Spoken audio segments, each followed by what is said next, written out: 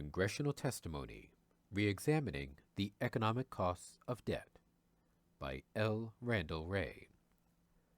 Section 4. The Role of Federal Government Consumption and Investment Expenditures. Figure 6 plots federal government consumption and investment expenditures. Unlike transfer payments, these are somewhat pro-cyclical, growing faster with the boom and slower, or even decreasing, once a recession gets underway. This offsets to some degree the pro-cyclical movement of tax receipts. Rather than helping to stabilize growth, government's consumption spending reduces the automatic stabilizer effects of transfer payments and tax revenues. In the aftermath of the global financial crisis, the falling rate of growth of consumption spending by government exerted a strong drag on the economy, falling to zero by 2011.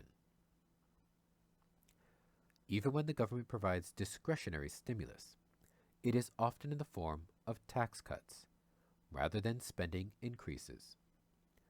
According to the CBO paper, quote, in all but one fiscal year, 1975, of the 9 years when the budget deficit without automatic stabilizers rose during a year of recession, revenues, with the effects of automatic stabilizers removed, declined relative to potential GDP, and in 5 of those years, 1971, 1982, 1983, 2001, 2002, the decline in revenues accounted for most of the fiscal stimulus. End quote. Rusick and Kowalewski, 2015. Overall, it seems that the stabilizer functions of government spending have weakened in recent years, and to the extent that they have helped, it has mostly been transfer payments rather than consumption spending, which is more discretionary than transfers. Tax receipts have been more effective as a stabilizer, rising sharply in booms and falling sharply in downturns. However, even there, it looks like tax receipts may not be strongly leaning against the wind in the current recovery. As the CBO concludes, quote, the largest addition to the federal deficit from the automatic stabilizers in a single year was 2.5% of potential GDP in 1983, followed by 2.2% in 2010. In those 2 years, the automatic stabilizers accounted for 46% and 26% respectively of the total deficit. By contrast, the largest subtractions from the budget deficit were in the late 1960s, when the economy was operating above its potential and the unemployment rate was below the underlying long-term rate.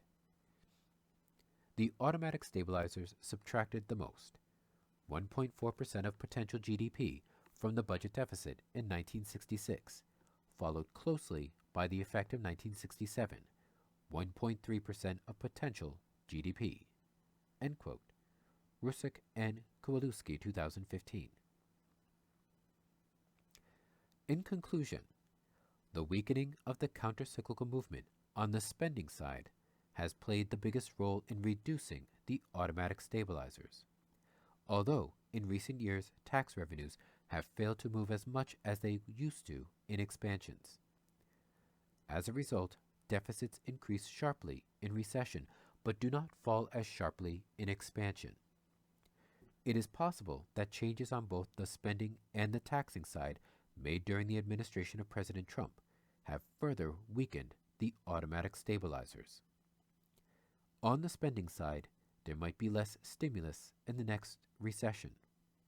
On the other hand, tax revenue seems to have stopped growing even in the currently ongoing expansion, which has probably contributed to the rising budget deficit.